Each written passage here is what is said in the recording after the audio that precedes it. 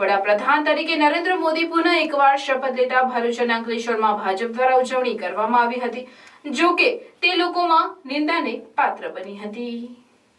ભરૂચના પાંચબત્તી ખાતે ભાજપ દ્વારા રવિવારે સાંજે આતશબાજી સાથે ઉજવણી કરવામાં આવી, જેમાં ધારાસભ્ય રમેશભાઈ મિસ્ત્રી સહિતના અગ્રણીઓ અને કાર્યકરો મોદીના કાર્યકાળને બિરદાવી વડાપ્રધાનને શુભેચ્છા પાઠવી।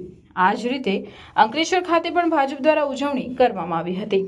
ભાજપ દ્વારા ચૂંટણી જીતવા છતાં પણ રાજકોટના અગ્નિકાંડના બનાવને પગલે વિજય ઉત્સવ મનાવાયો ન હતો। તે ઉપરાંત ભરૂચના શુગરતીર્થ ખાતે વરસાદ દરમિયાન ધરાશાય થયેલા વડના ઝાડ નીચે કારમાં દબાઈ જતા એક મહિલા સહિત 3ના મોત થયા હતા, પણ તે વાતને પણ વિચારે પાડીને ભાજપ દ્વારા ઉજવણી કરવામાં આવતા તે લોકનિંદાનું કારણ બની હતી।